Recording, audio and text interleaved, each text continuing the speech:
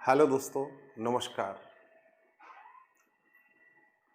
अभी जो आपकी कल की क्लास हुई थी उसमें मैंने आपको बताया था गवर्नर गवर्नर की जो पावर्स हैं, कैसे कैसे वो काम करता है कि जितनी पावर सेंट्रल में प्रेसिडेंट के पास होती है उतनी पावर स्टेट में किसके पास होती है? गवर्नर के पास होती है। कौन कौन सी ऐसी पावर्स थी जो प्रेसिडेंट के पास तो थी लेकिन गवर्नर के पास नहीं थी, वो मैंने आपको पूरा बता दिया था। इसके बाद अगर जैसे हम बात करें, इसमें गवर्नर के बाद पोस्ट आती है सीएम। आपने अगर थोड़ा अच्छे से पीएम पढ़ रखा होगा तो आपको सीएम पढ़ने की कोई विशेष आवश्यकता नहीं है। जैसे आपका सेंट्रल में पीएम होता है, जैसे आपके केंद्र में पीएम होता है, ठीक उसी प्रकार से यहाँ पर क्या होता है? सीएम होता है। जैसे केंद्र में प्रधानमंत्री है, राज्य में चीफ मिनिस्टर है। प्रधानमंत्री उस व्यक्ति को बनाया जा रहा था जिस व्यक्ति के पास लोकसभा का बहुमत था, गठबंधन था, उसको बनाया जा रहा था। ठीक उसी प्रकार से राज्य में सीएम किसको बनाया जाएगा? जिसके पास में विधानसभा का मेजॉरिटी ऑफ असेंबली, विधानसभा का बहुमत हो या गठबंधन हो, उस पार्टी के व्यक्ति को क्या बना दिया जाता है? सीएम। सीएम को उसके पद की जो शपथ है और नियुक्ति है वो कौन कराता है? राज्यपाल साहब कराते हैं। क्योंकि केंद्र में कौन कराते हैं? राष्ट्रपति महोदय कराते हैं। स्टेट में कौन कराते हैं? गवर्नर महोदय कराते हैं। अब आपने देखा था कि जो पीएम साहब हैं वो अपनी नियुक्ति कराने के बाद अपने मिनिस्टर्स को क्या करते हैं? चुनते हैं। ठीक उसी प्रकार से स्टेट में सीएम अपना अपॉइंटमेंट कराने के बाद में गवर्नर को एडवाइस देकर किसको बनाते हैं? अपने मिनिस्टर्स को, जिससे क्या बनता है? स्टेट काउंसिल, राज्य मंत्रिपरिषद। आपका जो सीएम है उसका टेन्योर जैसे पीएम का होता है मैक्सिमम 5 ईयर के बीच में, आपका जो लोकसभा है कभी भी डिसॉल्व हो सकता है। उसी तरीके से जो स्टेट की विधानसभा है वो बीच में क्या है? कभी भी डिसॉल्व हो सकती है। जैसे आपने देखा है अभी मैटर पड़ गया था राजस्थान में, एमपी में, तो यहाँ पर जो आपका सीएम और काउंसिल है उसका मैक्सिमम टेन्योर होता है 5 ईयर। मैक्सिमम कितना होता है? 5 साल। या पूरा मतलब आपको कोई ऐसा विशेष नहीं है कि आपने पीएम पढ़ लिया तो पूरा सीएम हो जाएगा। बस जहां पर लोकसभा है विधानसभा कर देना, राष्ट्रपति राज्यपाल, कंप्लीट कुछ नहीं। अभी मैं आपको बहुत अच्छा टॉपिक कराता हूं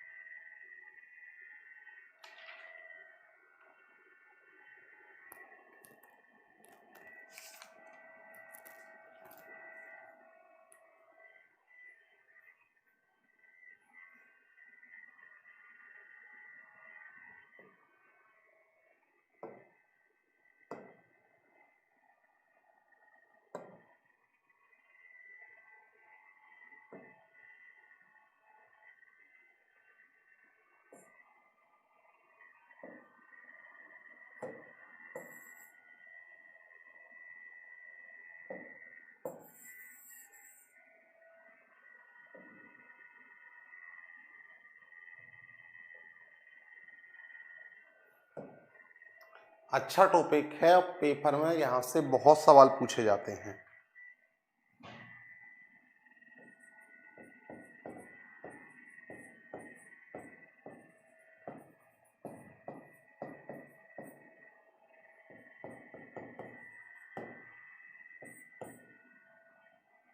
मौलिक अधिकार बहुत बेहद इंपॉर्टेंट टॉपिक है।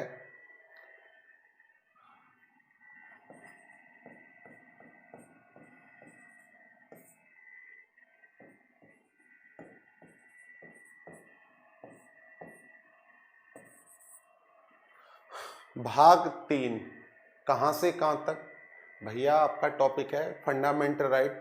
जो आपका कॉन्स्टिट्यूशन है पार्ट 3 आर्टिकल 12 से लेके 35 तक इसके बारे में पूरा डिटेल दे रखा है। यानी आपसे पूछा जाए कि मौलिक अधिकार संविधान के किस भाग में है, भैया भाग 3 में, पार्ट 3 में। कहां से कहां तक है? आर्टिकल 12 से लेके 35 तक।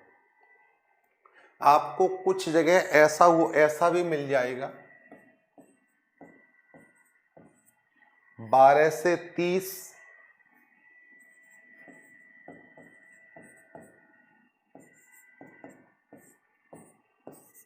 आजकल एग्जाम में बोल रहा है कि जो आपका फंडामेंटल राइट है, मूल अधिकार है, वो 12 से 35 तक है या 12 से 30, उसके बाद कॉमा 32 से 35।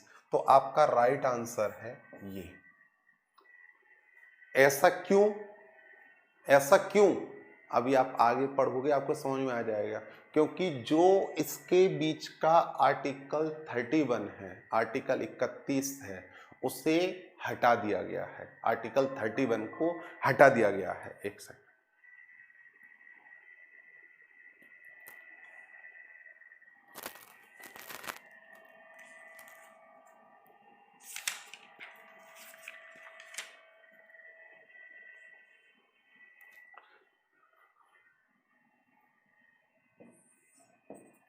भैया जो मौलिक अधिकार है इसको हमारे संविधान में कहां से लेकर शामिल किया है?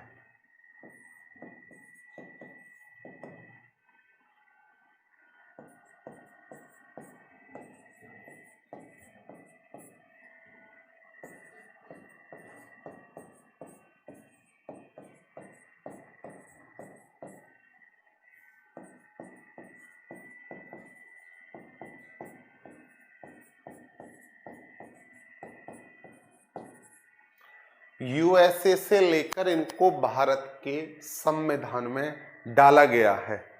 भैया पूरे वर्ल्ड में सबसे पहली बार किस देश ने अपने मूल अधिकार बनाए?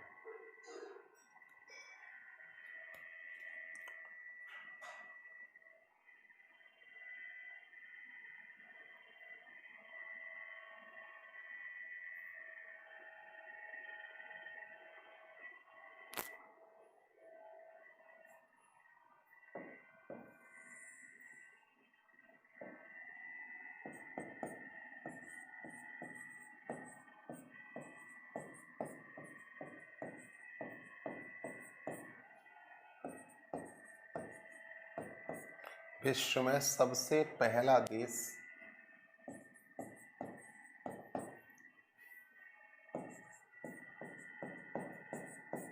जिसने मूल अधिकार बनाए,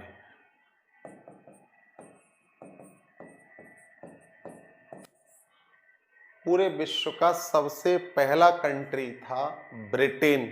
पूरे विश्व का सबसे पहला कंट्री था ब्रिटेन, जिसने अपने देश की जनता के लिए क्या बनाए थे साहब?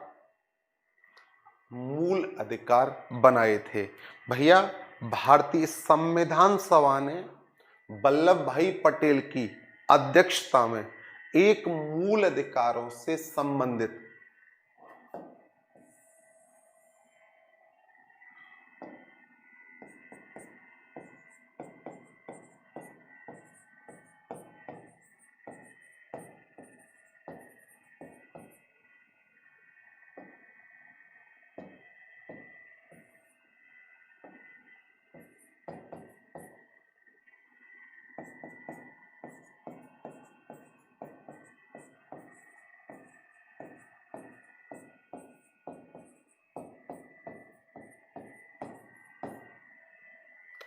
सरदार वल्लभ भाई पटेल की अध्यक्षता में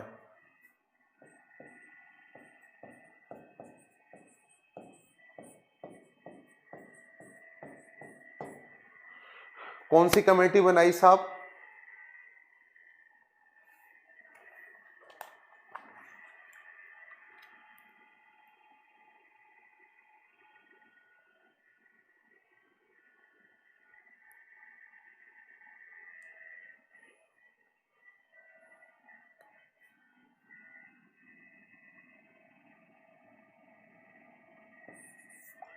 एक परामर्श समिति बनाई जिसका काम क्या था भैया, मूल अधिकारों को यहां पर डालना था। बाद में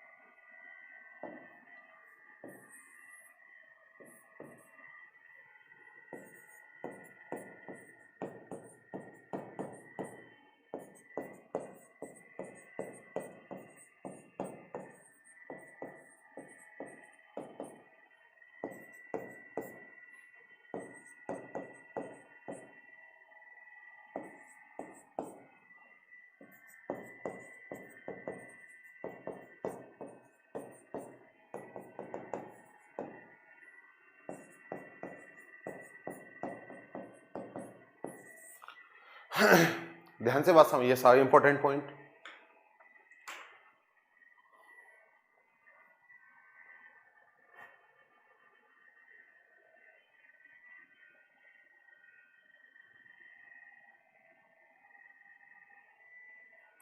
फंडामेंटल राइट आपके कौन से भाग में है? भाग 3, आर्टिकल 12 से लेके 35 तक। इनको भारत के संविधान को कहां से लिया गया है? यूएसए के संविधान से भारत में डाला गया है। पूरे वर्ल्ड का सबसे पहला कंट्री जिसने अपने यहाँ पर मूल अधिकार बनाए थे, पूरे विश्व का सबसे पहला कंट्री जिसने अपने देश के लिए क्या बनाए थे साहब? ब्रिटेन। भारत के जो मूल अधिकार हैं भाई, यहां पर सबसे इंपॉर्टेंट है, जो पेपर में सबसे ज्यादा पूछा जाता है, भारत में जो मूल अधिकार हैं उसके लिए कमेटी बनी थी, परामर्श समिति, जिसके अध्यक्ष कौन थे? सरदार वल्लभ भाई पटेल, जो किसके लिए काम कर रहे थे? मूल अधिकारों को भारत के संविधान में शामिल करने के लिए कार्य कर रहे थे। बाद में अल्पसंख्यकों, माइनॉरिटीज के राइट्स और फंडामेंटल राइट्स के लिए एक कमेटी बनाई जिसका नाम था उप समिति, जिसके अध्यक्ष कौन थे? जेबी कृपलानी। इन दोनों कमेटी की रिपोर्ट के आधार पर, इन दोनों कमेटी की रिपोर्ट के आधार पर भारत के संविधान में किसको डाला गया साहब? फंडामेंटल राइट्स को ऐड किया गया।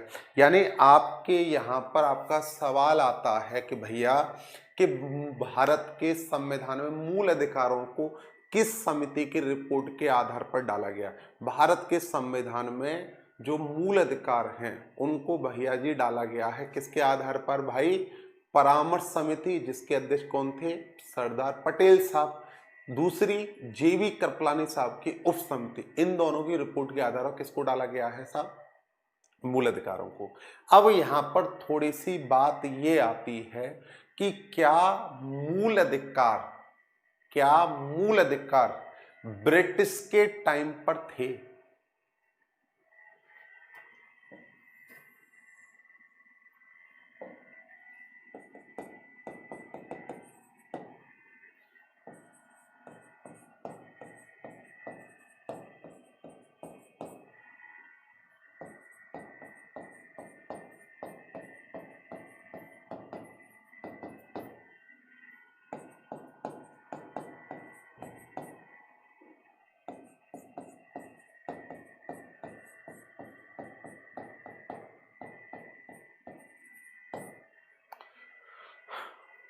फंडामेंटल राइट पूरी तरह से भारत की संविधान सभा के द्वारा तैयार किए गए हैं।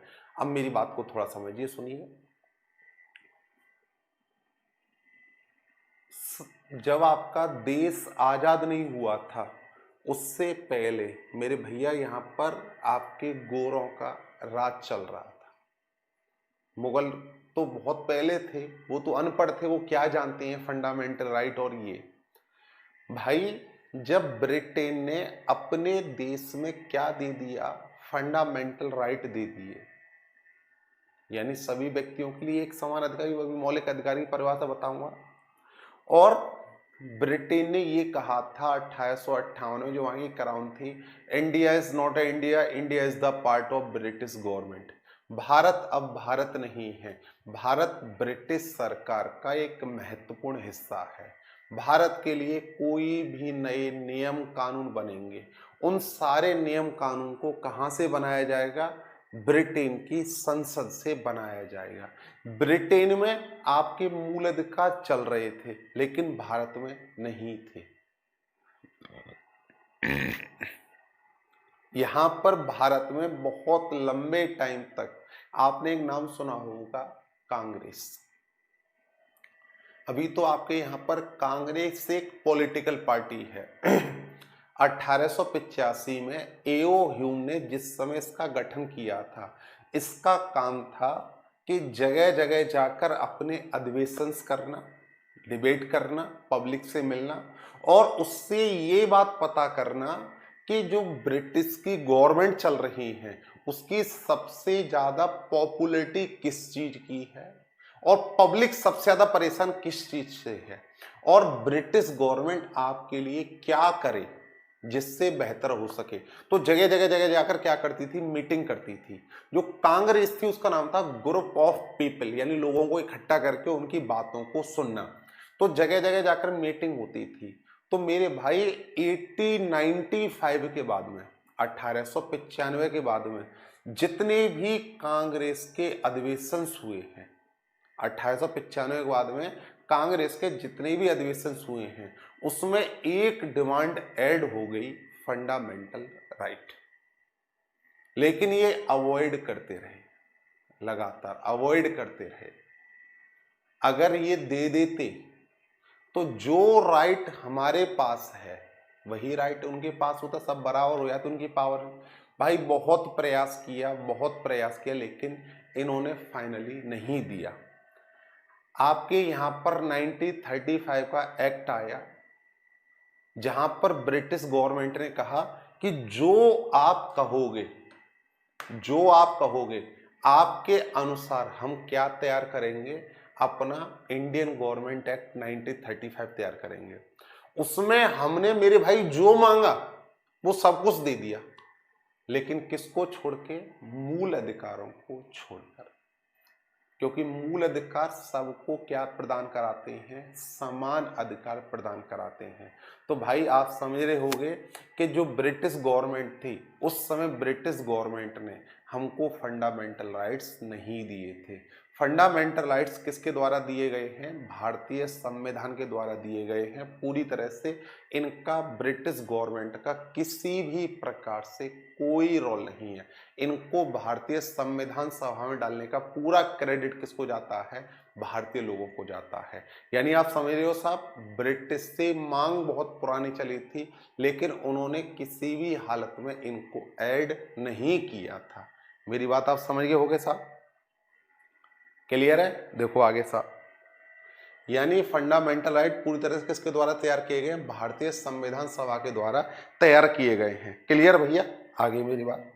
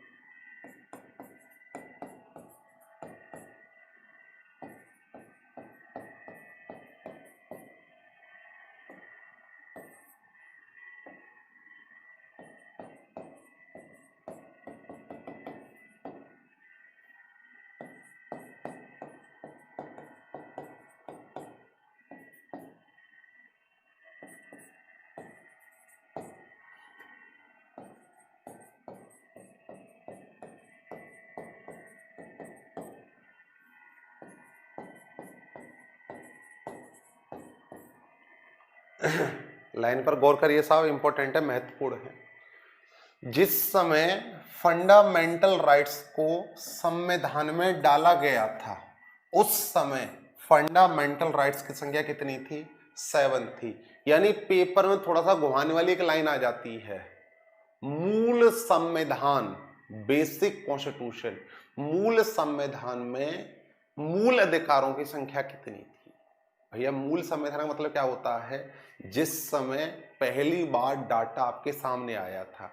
वर्तमान का जो संविधान है वो कैसा है? आपका संशोधित संविधान, अपडेटेड कॉन्स्टिट्यूशन है, वर्तमान का है अपडेटेड कॉन्स्टिट्यूशन भाई। तो जो मूल संविधान था, मूल संविधान में मूल अधिकारों की संख्या कितनी थी? 7 थी, लेकिन वर्तमान में कितनी है? 6 है। देखो समझाते हैं इसको क्यों हटाया, क्या मैटर था।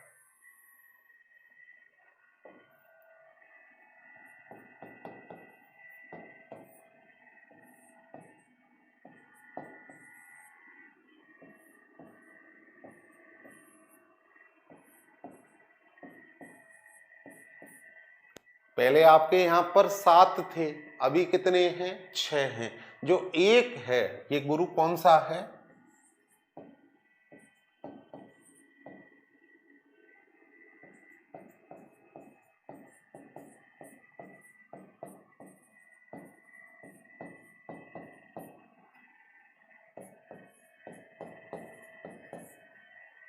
राइट टू प्रॉपर्टी, आर्टिकल 31, जो आपका संपत्ति का अधिकार था। पहले आपके यहां पर क्या था? ये मूल अधिकार था। राइट टू प्रॉपर्टी पहले आपके यहां पर क्या था? फंडामेंटल राइट था, लेकिन इसे मूल अधिकार से क्या कर दिया गया साहब? हटा दिया गया है। आप कहोगे भैया ऐसा क्यों? भैया संपत्ति का अधिकार का मतलब क्या है साहब? कि कोई भी आपकी प्रॉपर्टी है, घर मकान दुकान कोई भी है, आपकी बिना मर्जी के कोई उसको लेना तो बहुत दूर की बात है, लेना तो बहुत दूर की बात है, कोई उस पर पैर नहीं रख सकता। और एक तरफ आप अनुसूची पढ़ रहे थे, लैंड रिफॉर्म सिस्टम, भूमि अधिग्रहण का सिद्धांत। देश के विकास के लिए किसी भी समय गवर्नमेंट आपसे आपकी प्रॉपर्टी को, घर मकान दुकान को आपसे ले सकती है। अब आप कहोगे यार ये तो बड़ा मामला गड़बड़ हो गया। एक तरफ गवर्नमेंट कह रही है कि किसी भी टाइम आपसे ले सकते हैं, और दूसरी तरफ यहां पर क्या कहा जा रहा है? राइट टू प्रॉपर्टी, संपत्ति का अधिकार। आपका मन है तो देंगे, आपका मन है तो नहीं देंगे साहब, मैंने आपको पढ़ा दिया था। तो यानी यहां पर कहीं ना कहीं डेवलपमेंट में रुकावट आ रही थी, इसलिए डेवलपमेंट में कोई रुकावट ना आए, इसलिए आपका जो संपत्ति का अधिकार है इसे क्या कर दिया गया भैया? हटा दिया गया। अब मैंने आपको बताया था आपके कॉन्स्टिट्यूशन में, संविधान में कोई भी चीज ऐड होती है या रिमूव होती है, वो मुंह से नहीं होती है कि लिया भैया हटा दिया। आपके कोई भी चीज ऐड करने के लिए या रिमूव करने के लिए आपके कॉन्स्टिट्यूशन में क्या होता है? एक अमेंडमेंट होता है, संशोधन होता है। तो कौन सा संशोधन हुआ था भैया?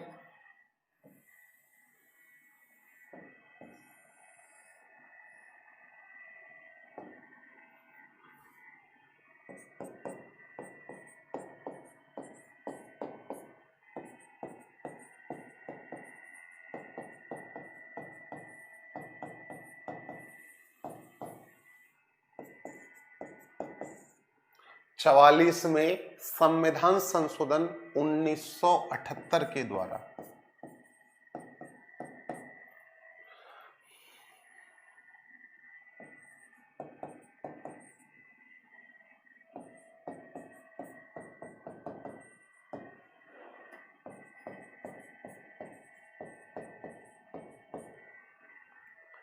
फोर्टी 44 अमेंडमेंट्स के द्वारा 1970 के राइट टू प्रॉपर्टी को फंडामेंटल राइट्स से हटाकर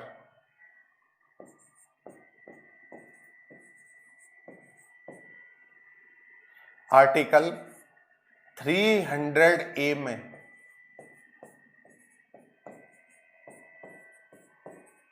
डाल दिया और इससे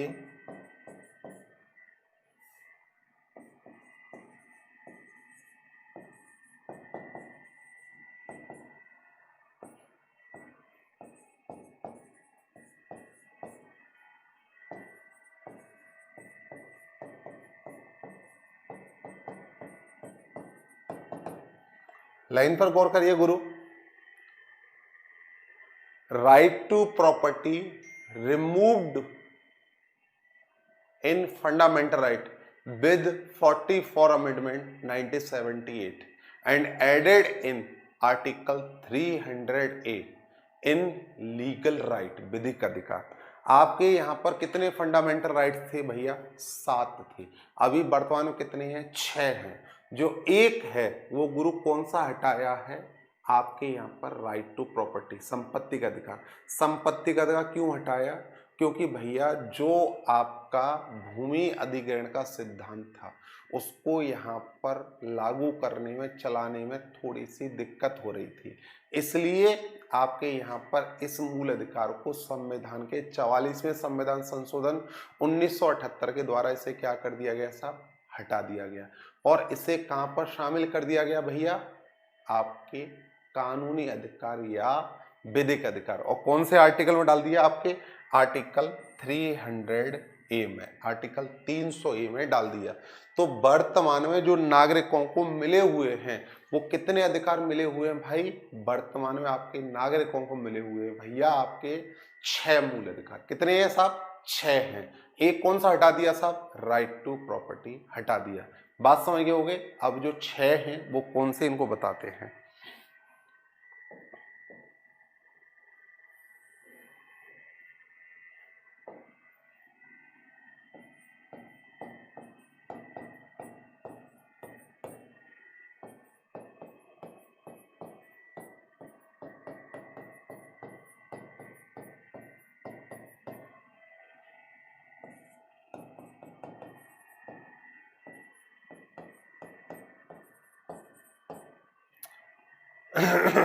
वर्तमान में भारतीय नागरिकों को 6 मूल अधिकार प्राप्त हैं।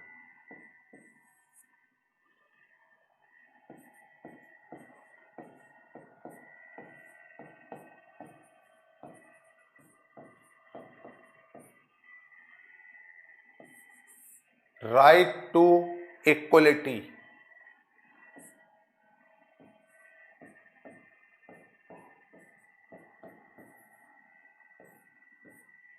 आर्टिकल 14 से लेकर 18। Right to equality,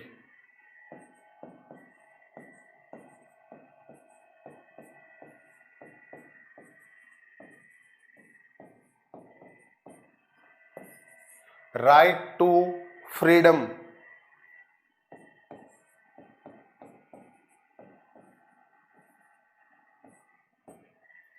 right to freedom,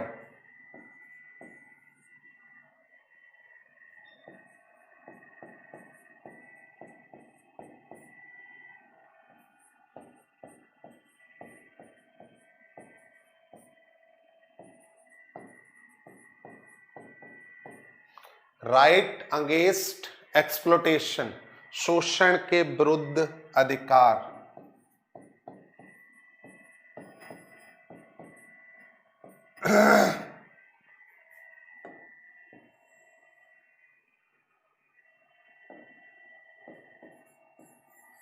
right against exploitation, शोषण के विरुद्ध अधिकार, आर्टिकल 23-24। नेक्स्ट नंबर 4,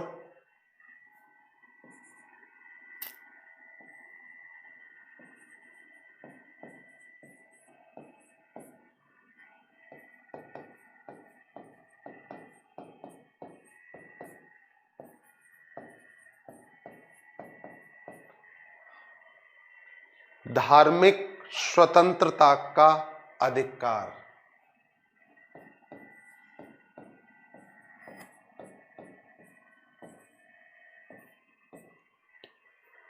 आर्टिकल 25 से 28।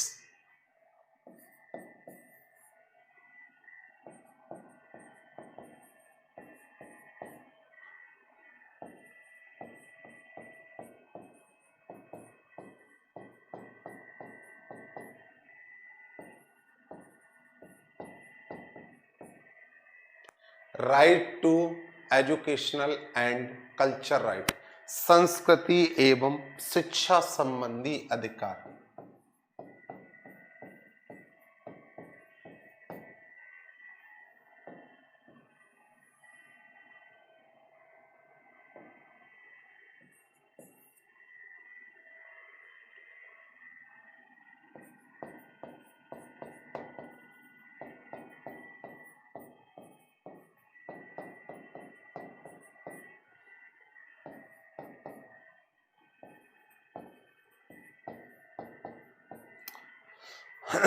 राइट टू कॉन्स्टिट्यूशनल रेमेडीज, संवैधानिक उपचारों का अधिकार।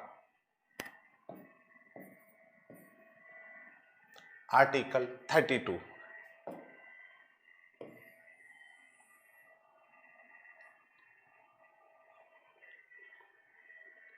भैया वर्तमान में भारतीय नागरिकों को कितने प्राप्त है मेरे भाई? 6 फंडामेंटल राइट प्राप्त हैं।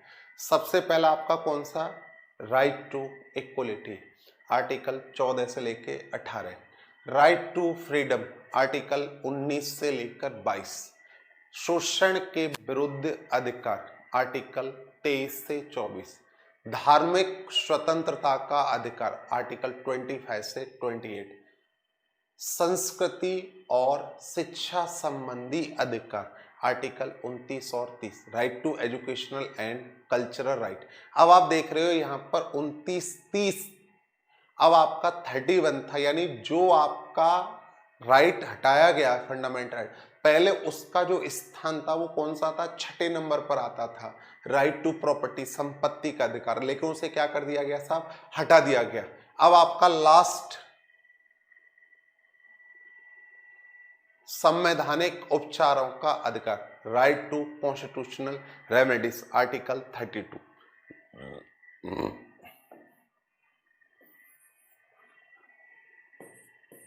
टोटल कितने हो गए साहब आपके? 6 हो गए। 1 मिनट आपको आगे और बताते हैं, एक बार थोड़ा जल ग्रहण कर लें।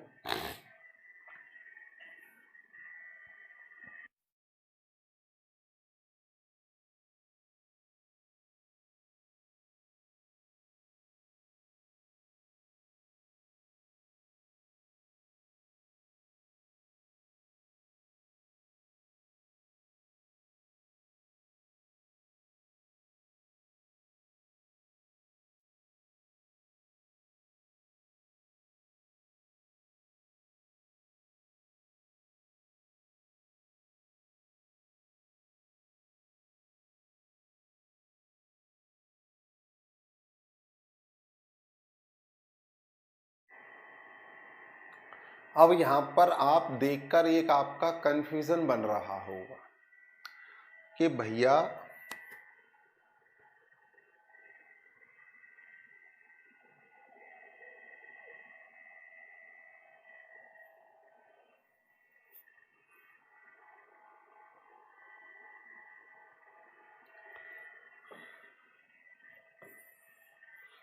आपने बताया कि जो फंडामेंटल राइट हैं वो 12 से लेके 35 है।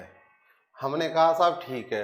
आपने बताया आर्टिकल 31 हट गया, बोले साहब ठीक है, लेकिन आपने ये वाला जो बताया राइट टू इक्वलिटी, ये कहां से बताया? 14 से 18 तक बताया। अब जो 12 और 13 है वो कहां गए? जो आर्टिकल 12 है, 12 और 13 वो कहाँ है? आपने पहला मूलाधिकार कहां से स्टार्ट कर दिया साहब? 6 मिले हुए हैं, लेकिन 12 से लेके 35 तक बोला ना, तो आर्टिकल 12 और 13 क्या है? देखो मेरे भाई,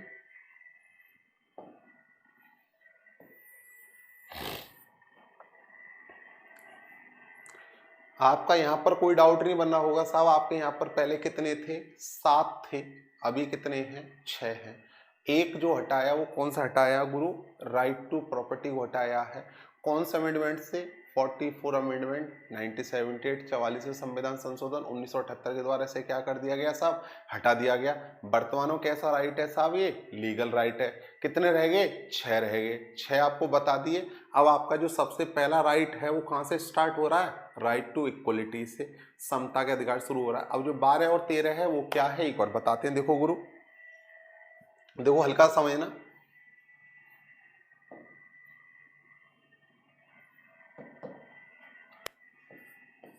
राइट टू इक्वलिटी, इसका एक ओवरऑल मीनिंग आप समझिए, यानी आर्टिकल 14 से 18 में क्या पढ़ेंगे, यानी जो आपने देखा है आपका सोसाइटी इक्वल है, समता, आपने उसमें प्रीएम्बल में भी पढ़ा था कि सबको बराबर, इक्वलिटी, सब कुछ समान, आपकी सोसाइटी में सबको बराबर का अधिकार प्राप्त हो रहा है। जो आपकी सोसाइटी में सबको बराबर का अधिकार प्राप्त हो रहा है वो किसके अकॉर्डिंग प्राप्त हो रहा है भैया, आर्टिकल 14 से लेकर 18। राइट टू फ्रीडम आर्टिकल 19 से लेकर 22। आपने देखा होगा मीडिया कच कच कच कच कच मचाती रहती है, एक बराबर वाला कुछ कह रहा है, वो बराबर वाला कुछ कह रहा है, एक अखबार वाला कुछ छाप रहा है, एक अखबार वाला कुछ छाप रहा है। तो हम भी किसी के बारे में कोई स्टेटमेंट बोल सकते हैं, किसी के बारे में कुछ बोल सकते हैं, कुछ भी कर सकते हैं, यानी हमको एक फ्रीडम मिली हुई है बोलने की, सुनने की, एक्सप्रेशन जाहिर करने की, किसी तरीके की जो हमको फ्रीडम मिली हुई है, किसके अकॉर्डिंग है साहब,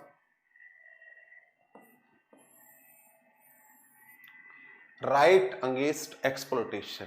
जैसे आपके यहाँ पर पशुओं का, पक्षियों का व्यापार होता है, ऐसे ही ह्यूमन का व्यापार नहीं हो सकता। ऐसा नहीं कि जो कुतुबुद्दीन ऐबक था उस तरीके की तरह आपको सेल किया जाए कि आपका कद कांटी बढ़िया, आर्मी में भर्ती हो सकता है तो इसकी कीमत 10 लाख रुपए है, और हल्का फुल्का है जो नौकर का काम कर सकता है 1 लाख रुपए। यानी ह्यूमन ट्रेड पर बाल, जो आपके छोटे बच्चे होते हैं 14 वर्ष से कम उम्र के, उनको किसी काम में नहीं लगाया जा सकता। ये आपका कहां पर पढ़ेंगे साहब, शोषण के विरुद्ध अधिकार, धार्मिक स्वतंत्रता का अधिकार। भैया मेरा मन है कि मैं हिंदू हूं लेकिन मैं तो मुस्लिम धर्म का या ईसाई धर्म का, क्रिश्चियन रिलीजन्स का प्रचार प्रसार करूंगा, कोई मुझे रोक सकता है, नहीं रोक सकता है। यानी हमको जो रिलीजन्स की फ्रीडम मिली है, कोई किसी धर्म को मान सकता है। धर्म परिवर्तन, संस्कृति, भैया मेरा मन है मैं चोटी रख रहा हूं, कोई दाढ़ी रख रहा है, कोई तिलक लगा रहा है, सब में अपनी अपनी अपनी एक संस्कृति है। कोई किसी तरीके से एजुकेशन, कोई पंजाबी पढ़ रहा है, कोई उर्दू पढ़ रहा है, कोई संस्कृत पढ़ रहा है। मेरा मन कर रहा है मैं एडवांस संस्कृत पढ़ूं, मुसलमान का मन कर रहा है वो उर्दू पढ़े साहब, क्रिश्चियन का मन कर रहा है वो पंजाबी या गुरुमुखी, जो उसका मन है वो पढ़े साहब। किसके अकॉर्डिंग फ्रीडम है साहब, आर्टिकल 32। मोस्ट इंपॉर्टेंट, आपका जो मूल अधिकार है उसकी एक तरह से जान, यानी जो हमको राइट मिले हुए हैं, जो हमको राइट्स मिले हुए हैं, उनका अगर किसी भी तरीके से कोई भी मिसयूज हो रहा है, आर्टिकल 32, यानी हमको जो राइट मिले हुए हैं उनका किसी तरीके से मिसयूज हो रहा है, तो आप सीधे इस आर्टिकल 32 के अकॉर्डिंग क्या कर सकते हो साहब, रिट डाल सकते हो। कितनी रिट मिली हुई है, 5 रिट मिली हुई है। कितने रिट हैं, 5 रिट मिली हुई है। सबके बारे में डिटेल करके बताऊंगा। सीधे आप कहां डाल सकते हो, हाई कोर्ट डाल सकते हो। यानी जो हमको राइट मिले हैं उनका किसी भी तरीके से कोई गलत इस्तेमाल होता है, आप सीधे क्या कर सकते हो, डाल सकते हो। ये हम कहां पर पढ़ेंगे साहब, आर्टिकल 32 में। मेरी बात समझ गए होगे साहब, ओवरऑल मीनिंग समझा दिया। आगे बढ़ते हैं, आगे आपको बताते हैं।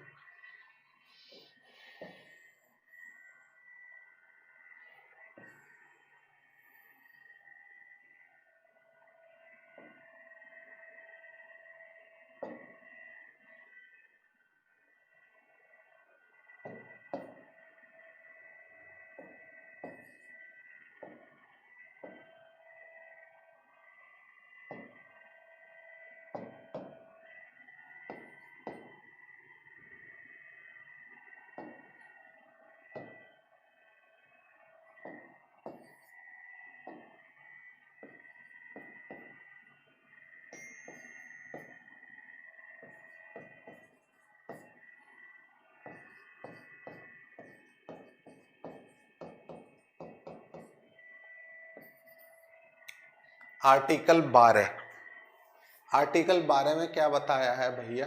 राज्य की परिभाषा। एक सेकंड।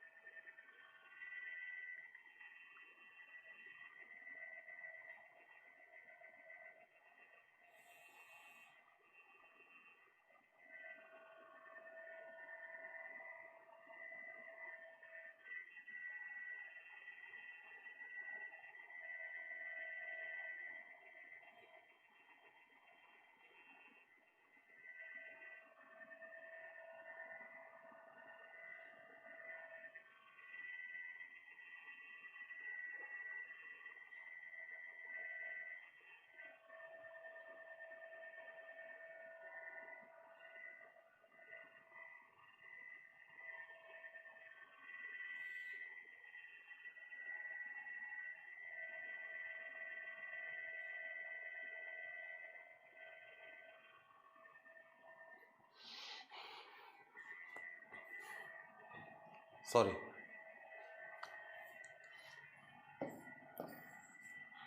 भाई आर्टिकल 12 कह रहा है राज्य की परिभाषा, स्टेट डेफिनेशन। भैया राज्य की परिभाषा से मतलब क्या है?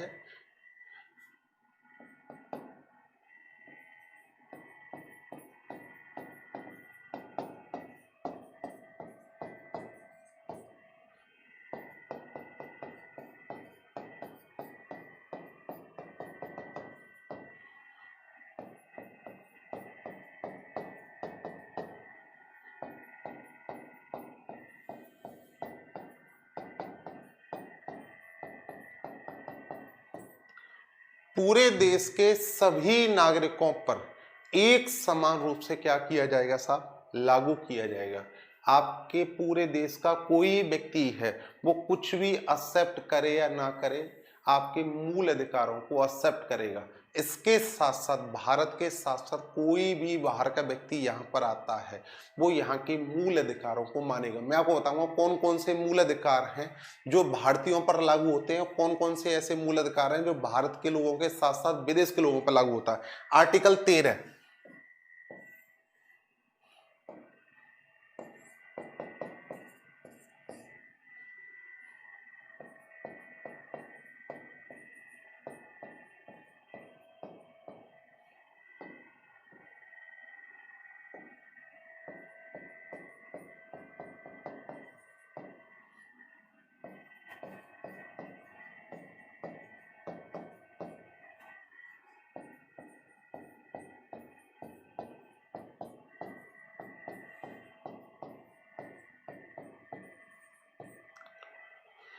सामान्य रूप से फंडामेंटल राइट में बदलाव नहीं किया जा सकता। यानी कोई भी पब्लिक ने रिट दायर करी कि साहब इसको सिंपल तरीके से इस फंडामेंटल राइट को हटा दो, आपका फंडामेंटल राइट बहुत ही रेयर केस में बदला जा सकता है। यानी इस बात को साफ साफ ओपन करके दे दिया है आर्टिकल 13 में कि इनको बार बार चेंज नहीं किया जाएगा। जब बहुत बड़े इसमें बाद योग्य यानी बहस करने वाले प्रूफ मिलेंगे तब इस पर विचार किया जाएगा। सीधे कहां पर? पार्लियामेंट, संसद में नहीं, आपके हाई कोर्ट और सुप्रीम कोर्ट में। यानी इनमें बहुत बड़ा बदलाव नहीं किया जाएगा। ये आपके कहां पर है? यानी जैसे आपका कोई बिल होता है, lower house, upper house, president साहब इनको लेकर हटा दिया, लेकिन इस तरीके से आपके किसको नहीं हटाया जा सकता है? फंडामेंटल राइट्स को इनको नहीं हटाया जा सकता है। तो आप समझ गए होंगे साहब 12 और 13 साहब, यानी देश के हर एक व्यक्ति पर एक समान रूप से लागू होंगे और सामान्य तरीके से, सामान्य मतलब है संसद के द्वारा इनमें किसी टाइप का कोई बदलाव नहीं किया जा सकता है। बहुत ही रेयर केस में जब आपका कौन दे देंगे, हाई कोर्ट और सुप्रीम कोर्ट अपनी टिप्पणी दे देंगे, तब इस पर विचार किया जाएगा कि इसमें कोई बदलाव ना करें। यानी जो मूल अधिकार हमको प्राप्त हैं उनको सामान्य तरीके से लगातार बदलाव नहीं किया जा सकता है। मेरी बात को आप समझ गए होंगे साहब। आगे चलते हैं।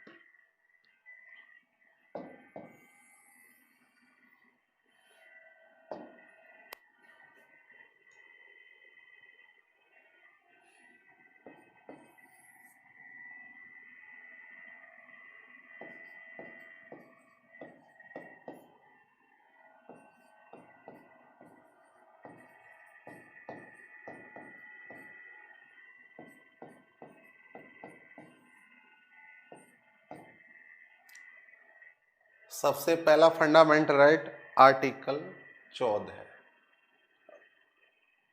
राइट टू इक्वलिटी, समता का अधिकार, समता या समानता का अधिकार, राइट टू इक्वलिटी। भैया जी जो इक्वलिटी की बात की जा रही है वो कहां से कहां तक की जाती है? आर्टिकल 14 से लेके 18 तक बात की जाती है। All are equal. देखो भैया, अब इसकी एक एक आर्टिकल की अगर हम बात करें,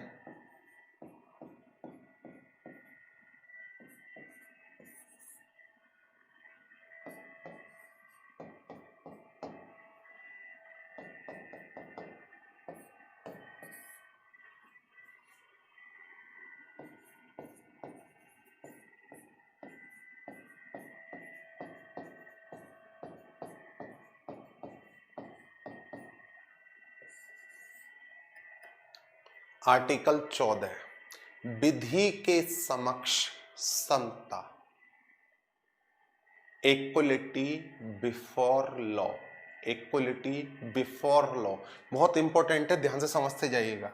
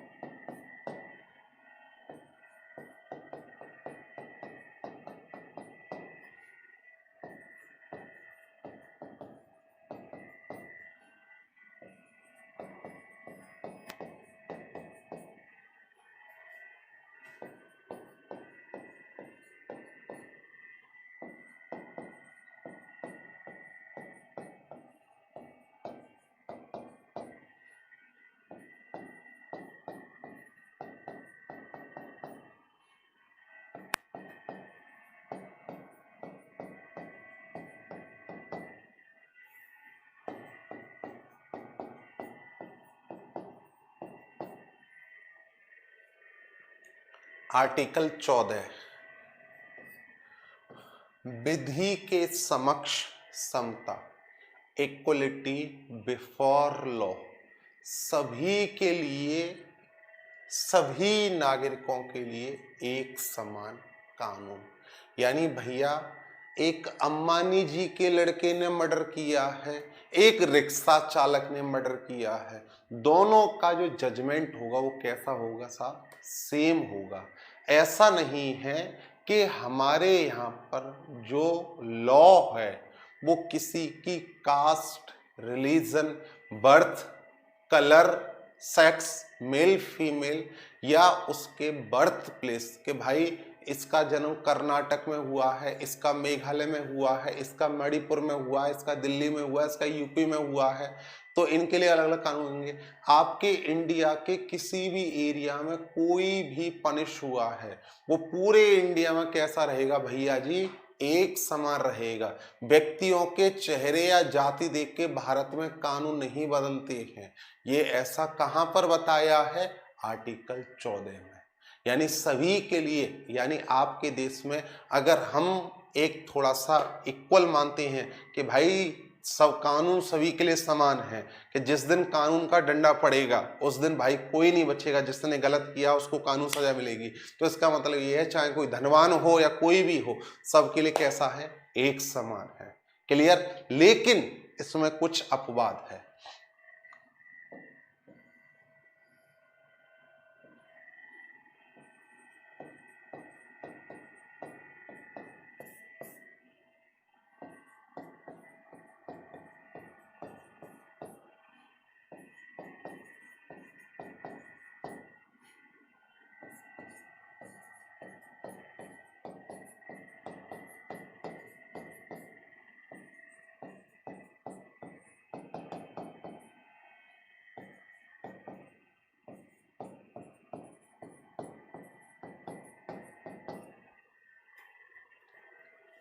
अपवाद,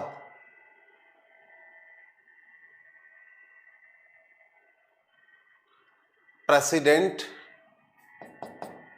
और गवर्नर, इनके ऊपर आर्टिकल 14 लागू नहीं होता है।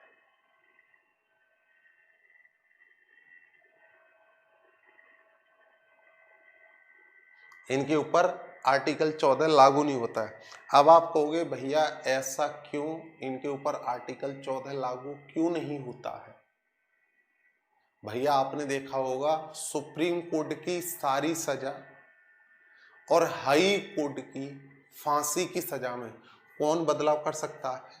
राष्ट्रपति महोदय बदलाव कर सकते हैं। और हाई कोर्ट की फांसी की सजा को छोड़कर और सभी सजाओं कौन बदलाव कर सकता है? गवर्नर। भैया जब पूरे भारत की सजा में ये बदलाव कर रहे हैं तो इनको खुद की सजा में बदलाव करने में कितना समय लगेगा? अपनी सजा तो ये कभी भी क्या कर सकते हैं साहब? माफ कर सकते हैं। इसलिए इनको आर्टिकल 14 से क्या है साहब? अपवाद रखा है। यानी भारत के ऐसे कौन से व्यक्ति हैं जिनके ऊपर आर्टिकल 14 लागू नहीं होता है? तो भारत में भैया दो व्यक्ति हैं, राष्ट्रपति और राज्यपाल, जिनके ऊपर ये वाला कानून लागू नहीं होता है। आपने सुना होगा कि जब तक राष्ट्रपति और राज्यपाल अपने पद पर रहते हैं उनके खिलाफ कोई कानूनी कार्रवाई नहीं की जा सकती है। भैया समझ गए होंगे साहब, क्योंकि ये आर्टिकल 14 के क्या है साहब? अपवाद हैं। यानी अगर ये अपनी कुर्सी पर रहकर मर्डर कर देते हैं, कुछ भी कर देते हैं, तो जब तक ये अपनी उस पोस्ट पर रहेंगे तब तक इनके खिलाफ कोई कानूनी कार्रवाई नहीं हो सकती। इसके साथ साथ ये देश का पहला व्यक्ति है, ये राज्य का पहला व्यक्ति है। यानी आपके देश में कोई भी कानून बना है उस पर साइन किसने की है? इन्हीं महोदय ने की है। अब आप सोचिए कि आपके देश का पहला व्यक्ति है, अगर किसी जगह पर पहुंच जाएगा तो वहां पर कुर्सी छोड़नी पड़ेगी। भाई ये कौन से ऐसे राष्ट्रपति महोदय कौन से हाई कोर्ट में जाएंगे जहां का जज बैठकर ऑर्डर करे साहब? तो ये देश की एक बड़े पद होने के नाते, और दूसरा सबसे बड़ी बात है इनके पास में क्या होती है साहब? क्षमादान की शक्ति होने के कारण इन्हें आर्टिकल 14 से क्या करा रखा है? अपवाद कर रखा है। मेरे भाई बात समझ गए होंगे साहब। नेक्स्ट,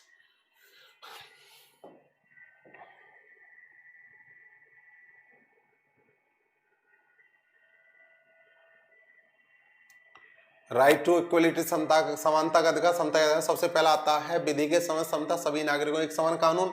यानी इनके बेस पर कोई भेदभाव नहीं किया जाएगा, सबके लिए इक्वल है। इसके जो अपवाद हैं जो लागू नहीं होते, कौन है? प्रेसिडेंट और गवर्नर। समझ गए होगे साहब? आर्टिकल 14 में कोई डाउट नहीं होगा मेरे भाई, समझ गए होगे साहब?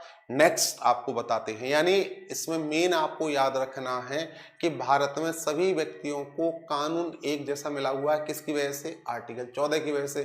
किसके ऊपर लागू नहीं होता है? राष्ट्रपति और राज्यपाल महोदय के ऊपर लागू नहीं होता है। क्लियर भैया? देखिए साहब, आर्टिकल 15,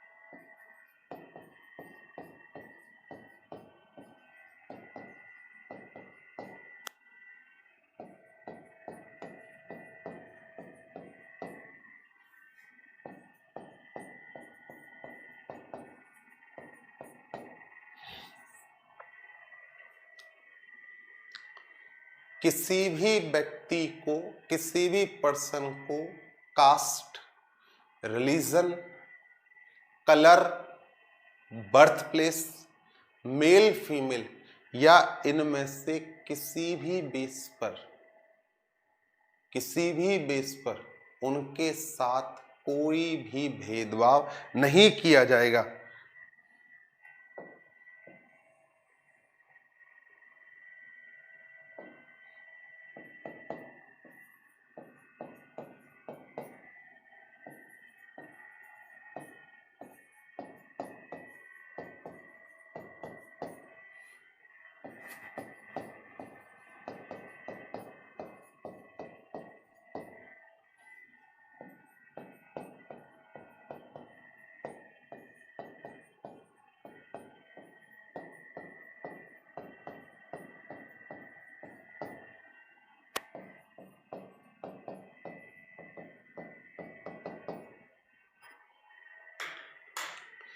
यानी आर्टिकल 15 में भैया आप समझ रहे होगे साहब, जो आपके देश में पहले आपके यहाँ पर ब्राह्मणियां बनी हुई थी, कास्ट को लेकर बहुत बड़ा भेदभाव रहता था, बहुत समाजों में ऊंच नीच होती थी, रिलीजन, धर्म, इनको लेकर आपस में आज भी साहब आपका देश दो ही धर्मों में बट गया साहब, हिंदू और मुस्लिम, इन्हीं लड़ रहा झगड़ रहा है।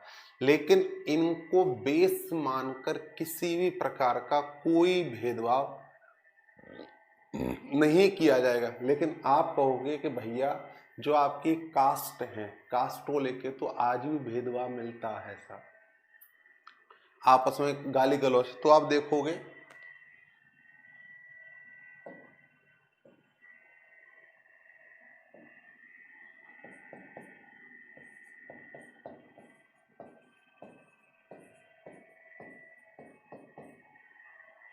एससी और एसटी एक्ट किसके लिए बनाया कि यानी जो आपका कास्ट है, इनमें जो आपके यहाँ पर जो छोटी कास्ट है या उनको आप मानते हैं कि साहब ये सोसाइटी में इस तरीके के लोग हैं, तो उनके साथ कोई भेदभाव ना हो, क्या बना दिया? SC ST act. इसके साथ साथ मेल फीमेल, आपकी सोसाइटी में जितनी औकात मेल की है उतनी औकात फीमेल की है। ऐसा कौन कह रहा है साहब? ये कह रहा है आर्टिकल 15, लेकिन पब्लिक नहीं मान रही। लेकिन फिर भी इनको इक्वल माना जाए तो भैया यहाँ पर क्या बना दिया साहब?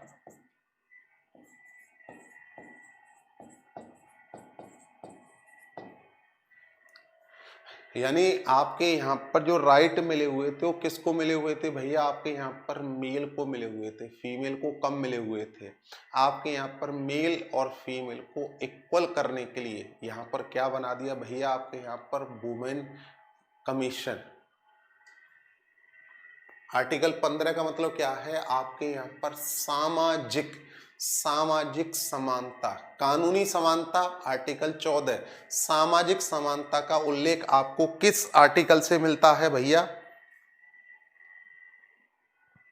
सामाजिक समानता का उल्लेख भैया हमको मिलता है आर्टिकल 15 से। यानी किसी व्यक्ति उनके सब कुछ क्या है? यानी आपके यहाँ पर सब कुछ इक्वल है। यानी आपका आर्टिकल बात करता है कि सबसे बड़ा धर्म है यहाँ पर इंसान, कास्ट रिलीजन कुछ नहीं होता है। लेकिन पब्लिक नहीं मानती, वो अलग बात है साहब।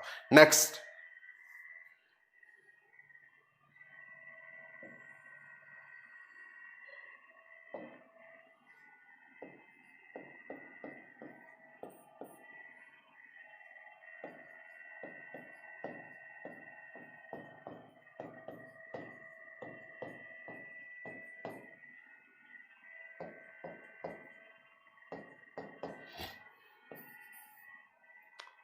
इक्वलिटी इन गवर्नमेंट अपॉर्चुनिस्ट, लोक नियोजन में समता।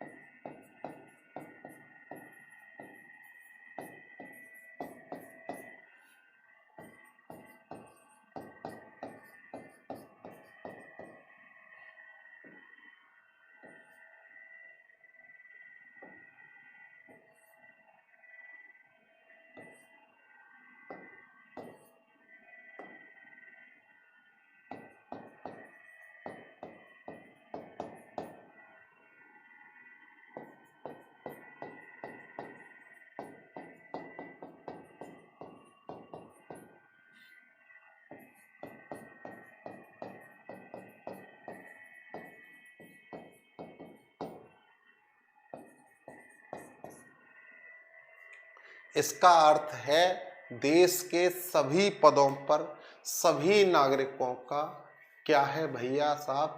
एक समान अधिकार है। लोक नियोजन में समता भैया, इसका मतलब ये है कि गुरु आपने अगर बीए पास कर रखा है, ग्रेजुएशन कर रखा है, तो आप जो आईएएस का पद है, यानी एक जो आईएएस का लड़का है उसको भी वही प्रोसेस करना होगा जो प्रोसेस आपको करना होगा।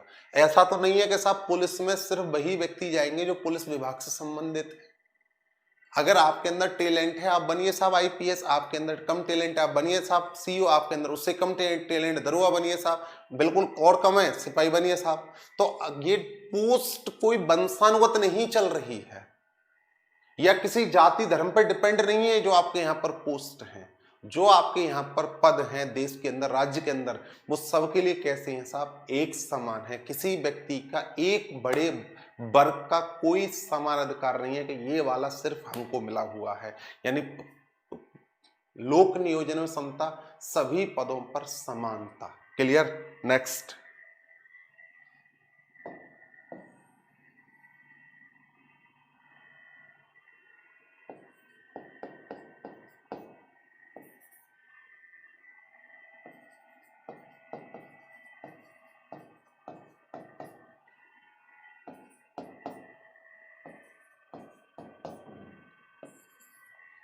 एवोल्यूशन ऑफ अनटचेबिलिटी, अस्पृश्यता।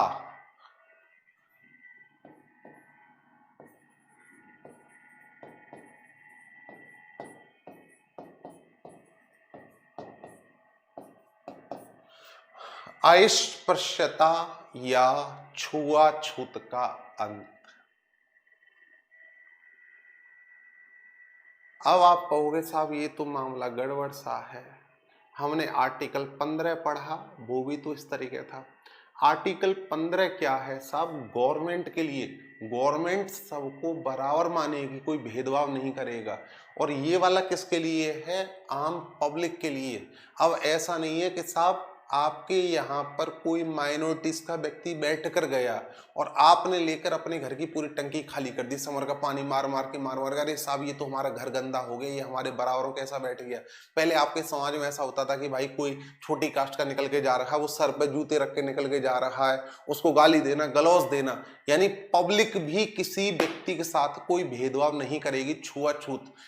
लेकिन अपवाद है इसका, छुआछूत का भी अपवाद है साहब। आप कुछ व्यक्तियों के साथ छुआछूत कर सकते हैं।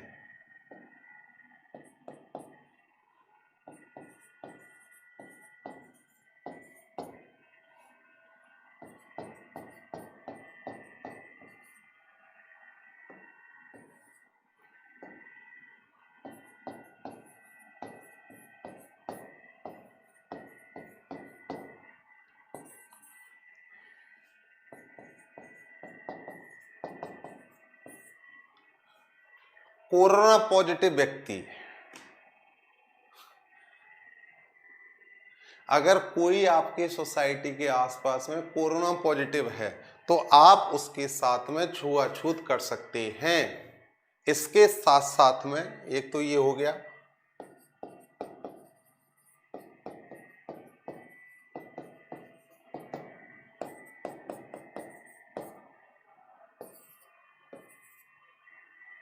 साधु, सन्यासी, पागल। अब आपने देखा होगा जैसे कुंभ मेला लगता है, वहां पर जितने भी जैसे आपके साधु वगैरह हैं उसके लिए जो एक आम पब्लिक का टाइम होता है उससे पहले टाइम होता है, क्योंकि इनको और उनको एक साथ नहीं बिठाया जा सकता है। दोनों में एक बहुत बड़ा विभेद है साहब। अब जैसे मान लो कोई क्लास चल रही है, उसमें इसको बर्दाश्त थोड़े कर पाएंगे साहब। अब सन्यासी है, उसने घर बार छोड़ दिया, उसको बराबर कैसे बिठाएंगे। कोरोना पॉजिटिव है, बीमारी हो जाएगी साहब। और जैसे आप सपना तुम सिर्फ मेरी हो, भाई कोई व्यक्ति पागल है, कैसे उसका कर पाओगे साहब। यानी इसके अपवाद क्या है, कोई भी ऐसी बीमारी जो छूने से फैलती हो, साधु, सन्यासी, पागल, इनके साथ आप समाज में क्या कर सकते हो साहब, भेदभाव किया जा सकता है।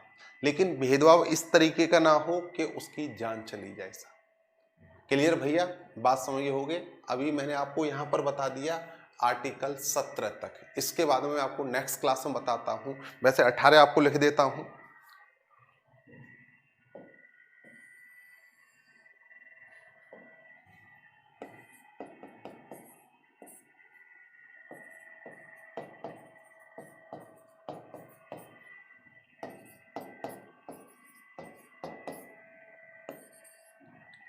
एवोल्यूशन ऑफ टाइटल्स, उपाधियों का अंत, नेक्स्ट क्लास में बताते हैं। आज के लिए इतना ही, धन्यवाद।